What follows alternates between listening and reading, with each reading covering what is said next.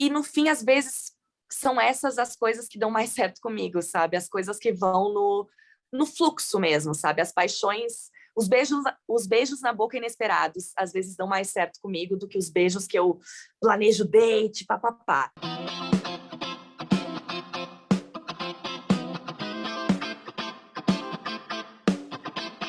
Ela é multiartista, atriz, diretora, professora de teatro, performer e filmmaker. Integra o elenco do Futuro Ex-Porta, reality show do Porta dos Fundos. Filha de atores, começou muito cedo na dramaturgia e vê no humor um ato de resistência. Ela é Catarina Conte.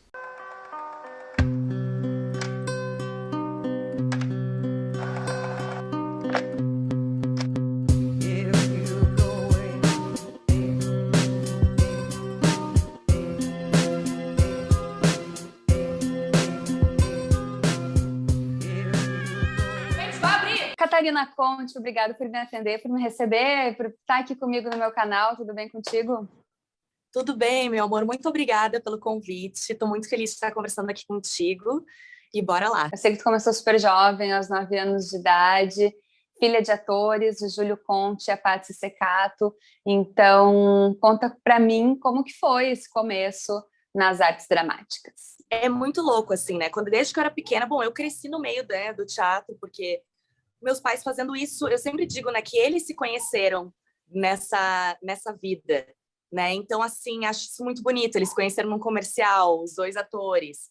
Então, eu cresci nas coxias.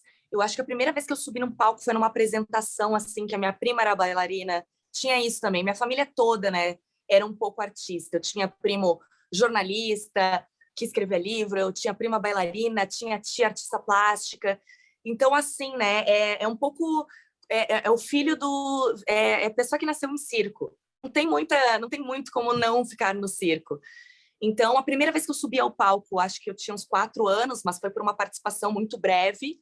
E a primeira vez atuando foi aos 9, numa peça da minha mãe, chamada Deu a Louca nas Bruxas. E aí eu comecei a trabalhar. Só que por um tempo, ali bem na adolescência, eu comecei a achar que eu não queria fazer teatro.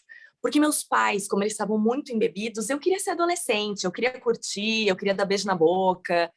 E então eu falei para meus pais, eu não quero, parem de me empurrar trabalho, que eu quero ser uma adolescente normal, né? Hoje estou aqui, né, pagando minha língua, porque eu adoraria ter começado mais cedo.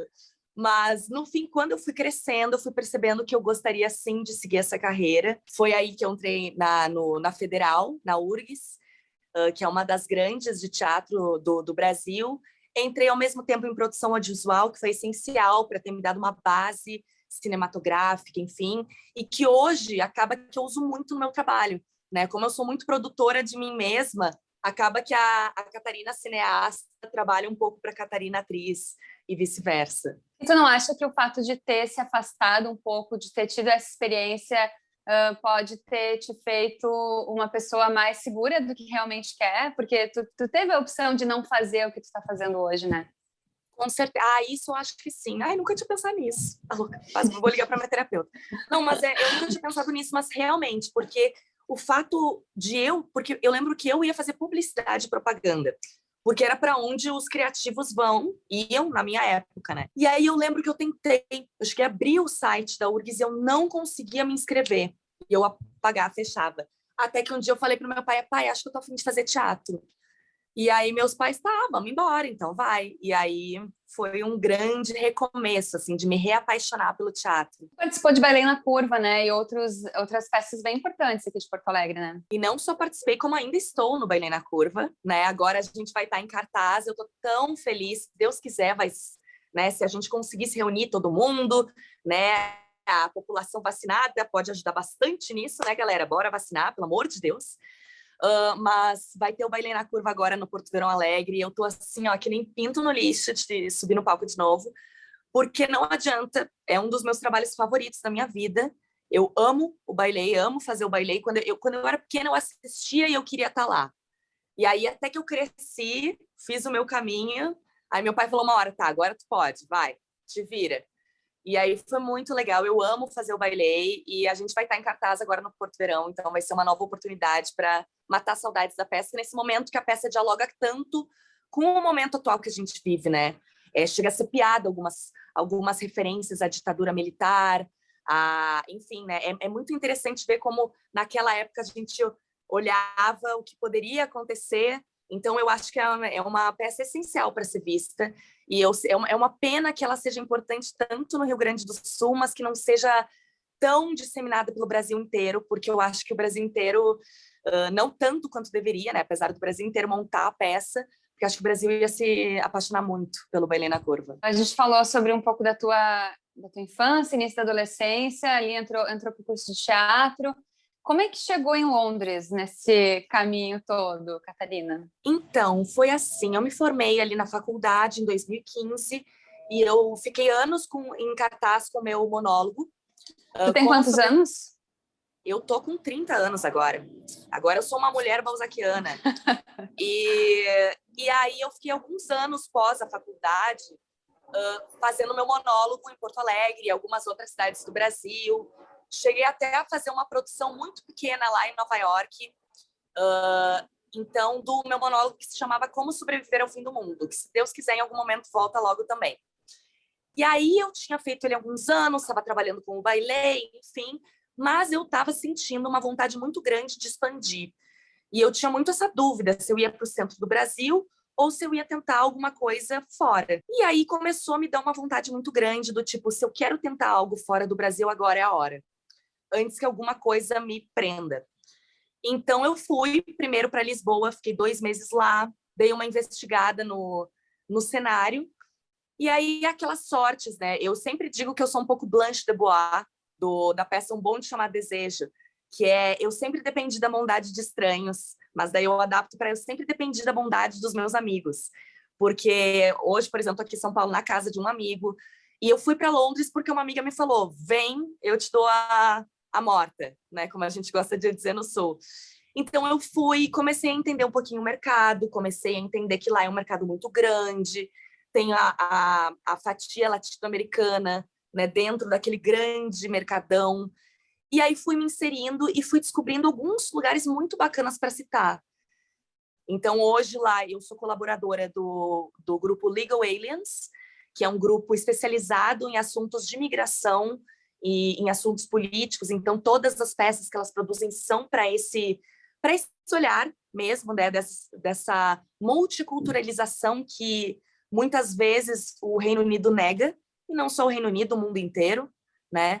E também eu faço parte, sou colaboradora de outro grupo de teatro chamado Stone Crabs Theatre, que é um grupo no qual eu me formei em direção. Eu fiz um treinamento com eles. Agora, recentemente, em setembro, dirigi uma peça de uma dramaturga paulista lá, que foi muito bacana.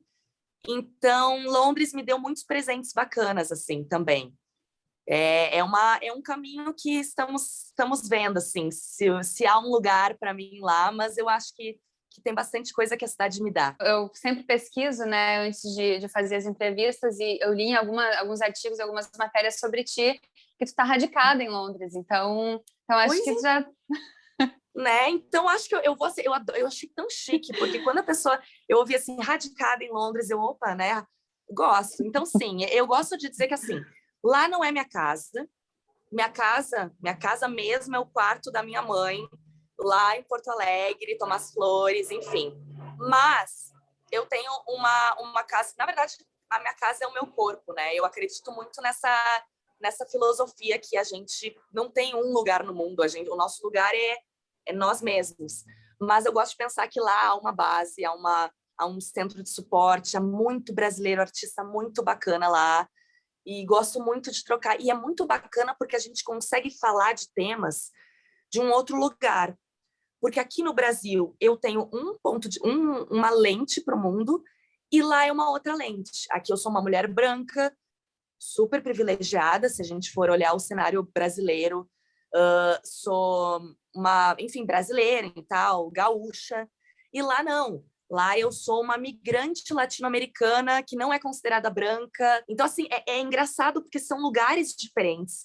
E é interessante dialogar nesses dois lugares também. Já aconteceu de te colocarem no papel estereotipado da latina?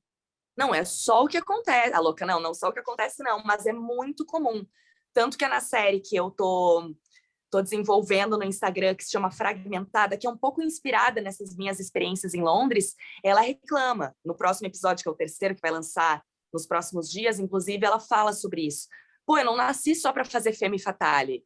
Eu não quero só fazer a prostituta em perigo, a que vem atravessar a fronteira, ou a garçonete, ou a secretária que vai roubar o marido, né? Então, assim, sim, tem uma estereotipificação da mulher latino-americana, com certeza. Inclusive, já sofri algumas microagressões, com piadas muito babacas mesmo sobre isso. Mas é o nosso, como diria uma amiga minha, é o risco de ser mulher e estar viva, né? A gente sofre e a gente está também sempre pronta para dar um tapa de volta quando acontece dessas. Seja em Londres ou em Porto Alegre, né? Exatamente, a gente tem que estar pronta. E a língua, de alguma forma, acaba sendo um entrave, porque eu imagino que o inglês seja muito bom, mas às vezes tu sente... eu imagino disso, né? Não te ouvi ainda. Mas como que é essa questão da língua, assim? A questão da língua é muito maior do que eu imaginava, sabia? Porque aqui no Brasil, eu trabalhei muito tempo a minha questão de voz mesmo, de texto, de trabalhar, tanto que eu trabalho como dubladora também, né? Então, assim, a minha parada era a minha fonética, a minha voz, o meu corpo vocal. Aí tu vai para lá e realmente toda vez que tu abre a boca, não interessa o quão bom o teu inglês é gramaticalmente.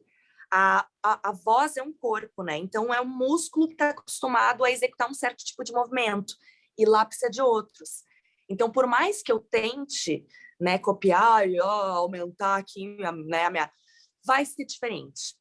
Então, isso é uma questão muito importante. A voz também lá se torna um corpo ainda mais visível, porque tu vai falar um olá, quero um pão, e a pessoa já vai te colocar em algum outro lugar que não é do lado dela, que não é pertencente. Então, no momento que tu abre a boca, tu já é, opa, ela não é daqui. E isso causa um efeito interessante, assim, né? Não é que muita gente deve sentir aqui, mas aqui eu não tinha essa experiência. Então, lá eu passei a sentir. Bom, quero falar também sobre esse período de pandemia em que tu descobriu que tu tem um transtorno, né, Catarina? Sim, total. Como é que foi isso? E, minha filha, eu tenho vários transtornos, tá? Transtorno que é o que eu mais tenho, a louca. Mas, assim, diagnosticado, foi uma situação muito louca e foi um pouco dessa experiência de morar lá fora, voltar, porque eu estava lá fora, as coisas começando a rolar, voltei para casa de uma mãe durante a pandemia. E lá eu tinha passado por uma experiência pessoal que tinha me afetado muito. O que acontece? Aqui no Brasil, porque eu tinha, aqui, principalmente em Porto Alegre, eu tinha relações e as minhas desorganizações ou as minhas falhas, enfim, elas eram... As pessoas passavam um pano para mim. Porque, enfim, aqui a gente tem um jeito afetuoso de lidar com as coisas. O tal do jeitinho brasileiro, acho que nada mais é do que a nossa flexibilidade, né? A gente é mais flexível. Quando tu vai para um país de uma cultura mais inflexível, vai vendo que não tem muito papo. E eu comecei a ver que meus pequenos deslizes se tornavam grandes problemas. Não só para os outros, mas para mim. E para minha autoestima.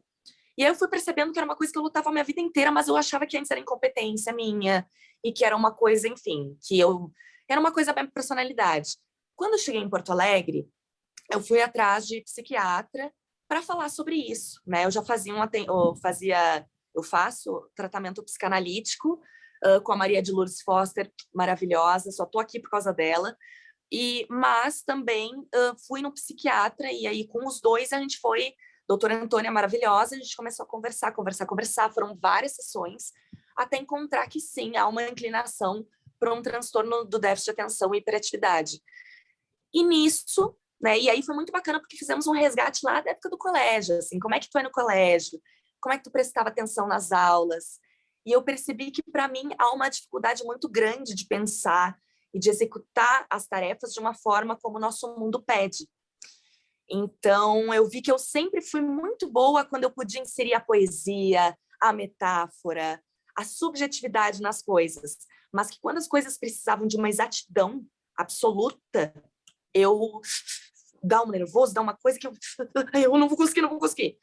Então, agora, com o tratamento, eu estou conseguindo encontrar esse lugar onde, né, eu acho que a coisa mais legal do diagnóstico é a gente entender que ele pode nos libertar e não nos aprisionar, né? O nosso trabalho é pegar ele e tá, ok, temos essas condições, então como é que eu posso ir além dele, né? E para mim foi esse o meu caso. Que o transtorno é TDAH, né?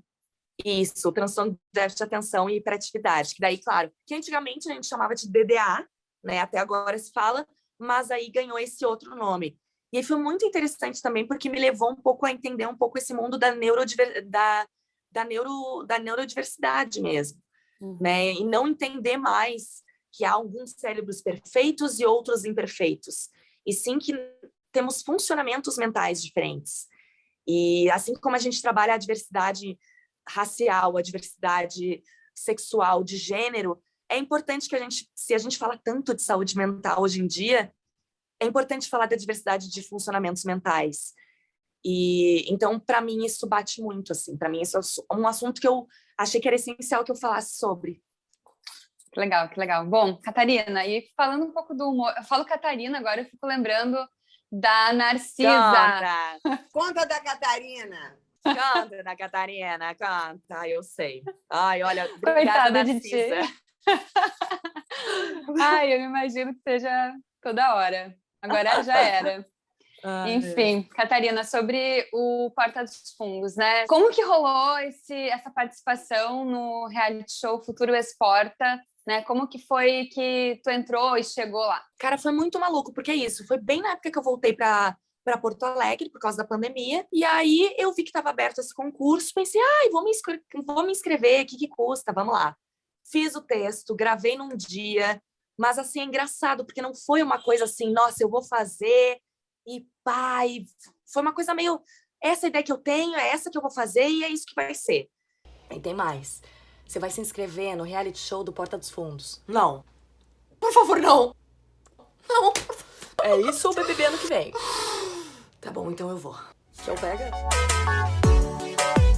E no fim, às vezes, são essas as coisas que dão mais certo comigo, sabe? As coisas que vão no fluxo mesmo, sabe? As paixões, os beijos na boca inesperados, às vezes dão mais certo comigo do que os beijos que eu planejo date, papapá. Então, no fim, meses e meses passaram, até que em maio de 2021, eu já estava ali um dia vendo TV com a minha mãe e recebo um e-mail dizendo, há disponibilidade?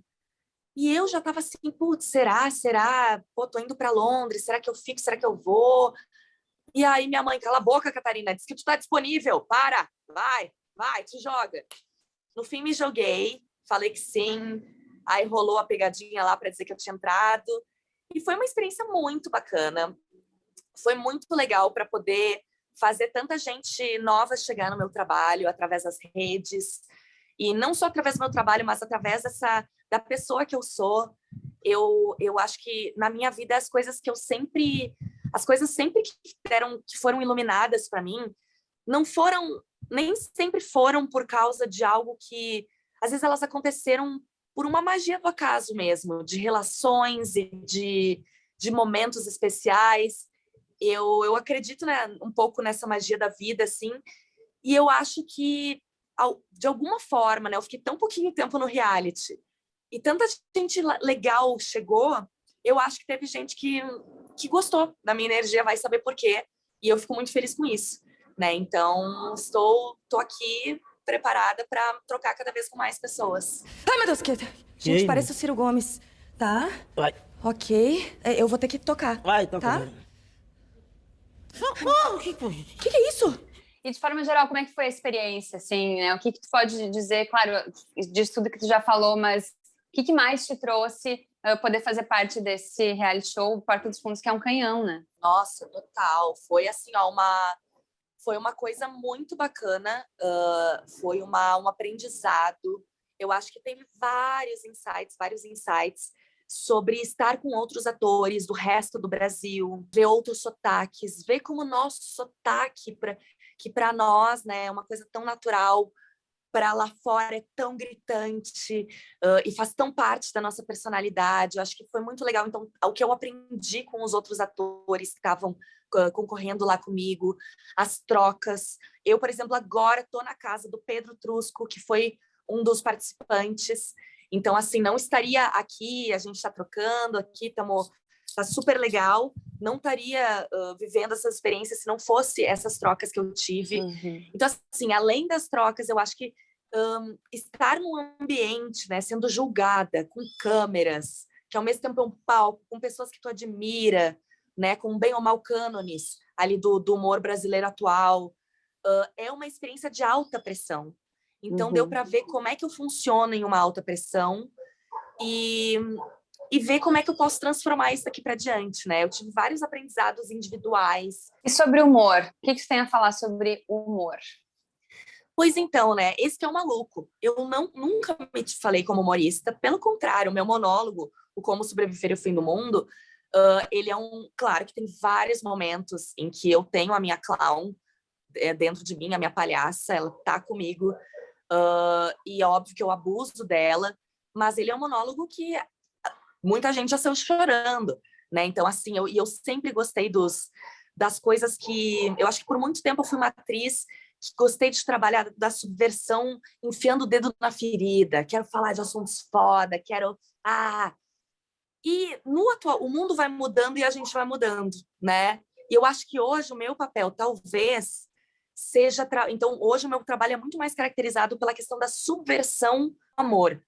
Daí, o que eu quero dizer com isso? Que eu ainda quero subverter. Eu ainda não quero subir ao palco, aparecer numa câmera para dizer uma ideia que já é conhecida. Mas eu quero fazer isso com uma certa leveza, com uma certa identificação, com uma aproximação. Eu não quero mais dar tapa na cara de ninguém para alguém me ouvir. Eu acho que vai ter outras pessoas para fazer isso e vão fazer muito bem. Eu acho que talvez o meu papel seja um pouco através desse amor. E para mim fazer rir, como diria, né? Quem faz rir, faz gozar, Adri.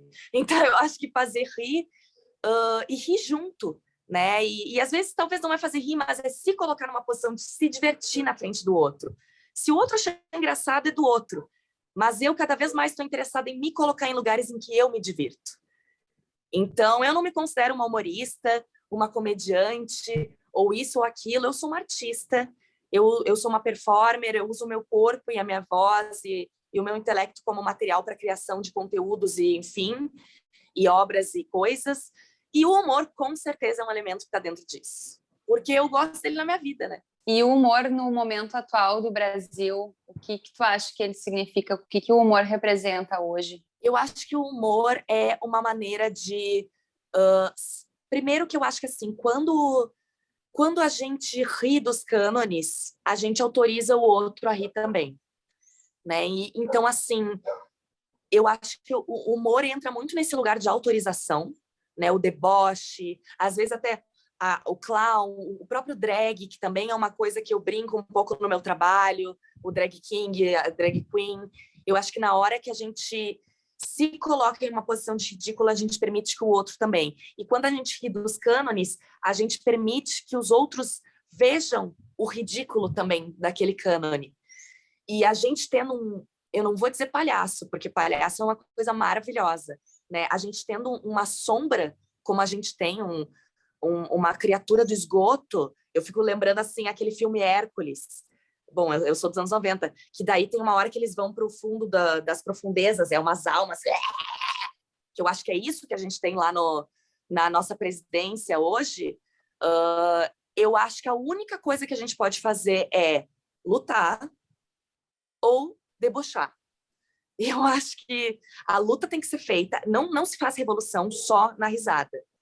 Mas também eu acho que há que se ter esse lugar também da risada e do deboche, da ironia. Nem que seja para a gente achar quem são os nossos pares. Né? Então, a gente larga uma piada, quem é que riu com a gente? Bom, então esses são os meus companheiros. É com eles que eu vou me unir. Né? Tanto que quando é que a gente faz um amigo? Quando a gente dá uma grande risada junto, né? Aquela risada, eu acho que tem esse momento quando tu conhece alguém, os dois dão uma risadona e tu pensa, essa pessoa vai ser minha amiga. Então, eu acho que o humor dentro do Brasil, nesse momento, seria para isso, é para apontar o ridículo, para autorizar a gente a rir desses cânones que, a priori, a gente não deveria tirar sarro, e também para a gente se unir a quem está à nossa volta, né? Saber quem é que está rindo com a gente. Quem não está achando graça, talvez tá achando graça de outras coisas que não são engraçadas, que são maldade e crimes, né? Então talvez eu não queira estar perto. E resistir também, não? E resistir. Com certeza. Sim, Paulo Gustavo, né? Rir é um ato de resistência. Isso aí também é uma coisa muito importante, porque eu acho que é muito difícil no mundo que a gente vive hoje. Eu acho que em qualquer lugar do mundo, mas aqui no Brasil, com certeza, tem uma dose cavalar de desânimo e, às vezes, quase uma desesperança, mas que eu acho que a risada ajuda a dar um boost, trazer um pouquinho de esperança. E eu acho que sim, que rir é um ato de resistência, é o bordão que o Paulo Gustavo deixou pra gente. E a gente não vai parar de rir, nem de fazer rir. E é isso, né? Basicamente, não tem outra saída, né? Não é só ficar rindo, é rir e lutar, rir e lutar. É tipo a tua frase no Twitter, gostosa e esquisita em busca de subversão com afeto. É rir de si mesmo, mas falando sério também, né? Rir de si mesmo. Não, e é isso, né? E rir de si mesmo, sem se colocar num lugar também de ter que se humilhar para fazer o outro rir, porque, né, a Nanette da Hannah Gadsby fala bastante sobre isso, mas é rir de si mesmo e tentar envolver o outro nesse prazer que tu tá sentindo contigo mesmo. Catarina, para a gente começar a se encaminhar para o final, eu quero só ainda falar sobre a tua série, tu já deu uma pincelada sobre a Fragmentada. Fala um pouquinho sobre que ideia é essa e como que as pessoas podem te acompanhar nesse caminho. Claro, perfeito. Então, é uma série de 4 episódios que foi criada agora no final desse ano. Já saíram 2 episódios, já estão no ar.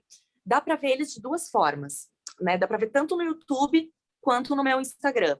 O que é o Fragmentada? O Fragmentada é inspirado um pouco nos meus momentos de solitude e na minha terapia, com certeza.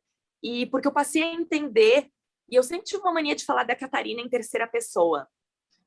E eu vejo que com as minhas amigas, às vezes, quando eu vou dar conselho ou receber conselho, né? Quantas vezes eu não tô lá me batendo, eu não devia ter feito isso, e aí uma amiga falava para mim, cuida dessa Catarina que tá se batendo, ela não precisa se bater dessa forma. Então eu comecei a brincar com essas Catarinas que moram dentro de mim, porque são muitas. E com essa incoerência que às vezes há dentro da gente. Puta merda! Ai, meu Deus! Ô, meu, baixa a mão! O boy mandou mensagem. Opa, esse é comigo, meu departamento. Já pararam pra pensar se no processo evolutivo do ser humano a gente primeiro foi corpo ou primeiro foi mente? O corpo que veio o ímpeto de nascer a mente? Ou foi o contrário? Da onde que veio essa necessidade? Será que aquele corpinho teve uma razão de viver? O conato, você sabe o que é, né? Spinoza? Meu, cala a boca, na boa. Qual deles? É o Oliver. Porque eu acho que assim também, o moralismo que existe, a gente adora dizer assim, né? A coerência, nós somos incoerentes naturalmente. A gente diz, amanhã eu começo a academia, e a gente às vezes não começa. Não vou mais beber. Me vê uma cerveja. A gente é assim. A gente é incoerente, né? Tem limites. Mas brincando com esses contrastes dentro de mim, eu queria brincar com essas personalidades que já existem e, obviamente, exagerar e criar um fio de ficção. Então, Fragmentada é sobre mim, a maioria das coisas. Algumas coisas não são, algumas são. Então, eu até quis brincar o nome da personagem é Cata, né? E ela tem a Kátia, a Cat, a Nina e a Lucrécia. Porque a Lucrécia, ela é única. E cada uma delas tem uma personalidade muito arquetípica. Uma delas ela é a compulsiva, ela gosta de beber, gosta de fumar, ela quer tomar mais um vinho, a festa não acaba para ela. Tem uma que ela é muito desatenta, mas ela é artista e ela é, assim, brisada. Tem a outra que é paranoica, que tem medo, que também é responsável, mas às vezes vai além. E tem a sedutora, a que quer, né, que tem tesão, que só pensa nisso. E aí, então, Fragmentada fala sobre um momento de crise de uma atriz que mora no exterior e ela acaba se fragmentando para poder pensar sobre a própria vida dela. É uma comédia, sim, mas também talvez uma comédia cotidiana, algo assim. Eu acho que... E aí sou eu faço todas as personagens. E é isso, mais ou menos, né? A gente fez um formato bem quarentenístico, assim. Então foi eu dentro de um quarto, praticamente. A direção de fotografia foi da Amanda Gatti, que é outra gaúcha. E eu tô muito feliz. E uma coisa legal de falar é que há um projeto para o Fragmentada virar um espetáculo. Então, em 2022, se Deus quiser, Fragmentada vai estar nos palcos e de uma forma que você nunca viu, Adri. Vamos torcer. Aguardem! Aguardem! Hashtag vem coisa boa por aí. Catarina, onde tu quer estar daqui 5 anos? Ai, sinceramente, eu sei. Eu quero estar com uma casa muito bacana, assim. Quando eu digo bacana, não tem nada a ver, né, com luxo. Luxo. Mas bacana, organizada, com o meu espaço de trabalho, com a minha sala de ensaio. Onde é, eu não sei, tá? Onde é, daí tu não me pergunte que eu não sei. Mas eu quero estar criando os meus conteúdos, eu quero estar com a minha equipe, trabalhando junto comigo, eu quero estar também levantando o rolê de outras pessoas, eu quero estar sendo autora do meu próprio trabalho e eu quero estar podendo participar de trabalhos, colaborar com trabalhos de outras pessoas que eu admiro. Então, eu quero que as pessoas saibam quem é a Catarina Conte e queiram trabalhar comigo porque eu sou a Catarina Conte. Né? E quando eu digo a Catarina Conte, é a gostosa esquisita em busca de afeto subversivo. É isso que eu quero.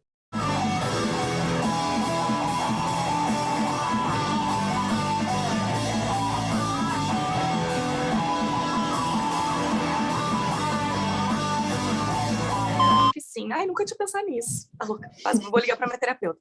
Eu li em alguns artigos, algumas matérias sobre ti, que tu tá radicada em Londres. Então acho que tu já... Né? Então, acho que eu vou ser... Eu achei tão chique, porque quando a pessoa... Eu ouvi assim, radicada em Londres, opa, né? Gosto. Então, sim. Falo Catarina, agora eu fico lembrando da Narcisa. Canta. Conta da Catarina. Canta da Catarina, canta, eu sei. Ai, olha, obrigada, Coitada Narcisa. de ti. Ai, eu imagino que seja toda hora. Agora já era.